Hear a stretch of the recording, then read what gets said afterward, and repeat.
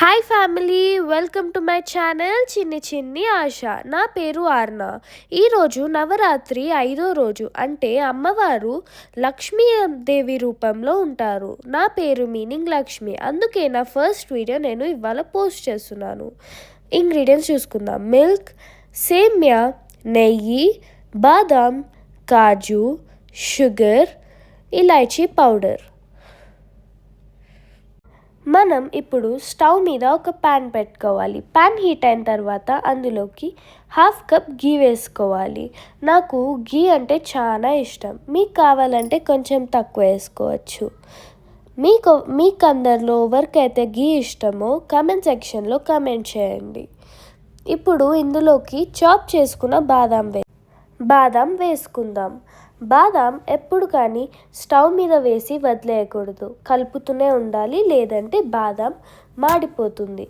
ఇంకా బాదాం ముందెందుకు వేసుకుంటామంటే కాజు చాలా త్వరగా రోస్ట్ అవుతుంది, అందుకే బాదాం ముందేసుకొని రోస్ట్ చేయాలి.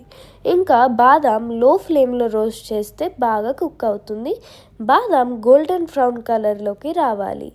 ఇప్పుడు మనం అందులోకి కాజు కూడా వేసేసుకోవచ్చు. కాజు వేసేసుకున్న తర్వాత స్పీడ్గా తిప్పాలి, లేదంటే మాడిపోతుంది. ఇవన్నీ వేసుకున్న తర్వాత ఈ రెండు గోల్డెన్ కలర్లోకి రావాలి.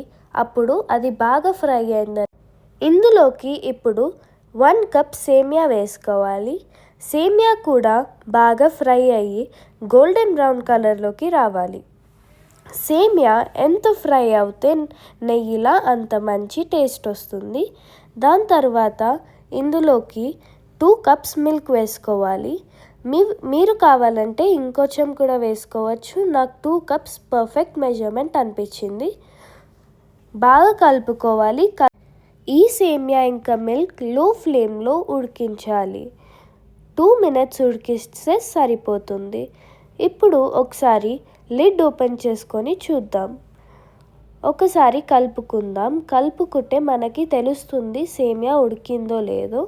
ఇంకొంచెం ఉడకాలనిపించింది, సో నేను క్యాప్ పెట్టేసా. ఇప్పుడు ఇందులోకి షుగర్ వేసుకుందాం. 1 కప్. నాకు షుగర్ 1 కప్ చాలా అనిపించింది, పర్ఫెక్ట్ మెజర్మెంట్.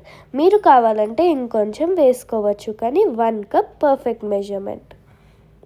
ఒకసారి మొత్తం కలుపుకుంటే అందులో ఉన్న ఫ్లేవర్స్ మొత్తం కలుస్తాయి.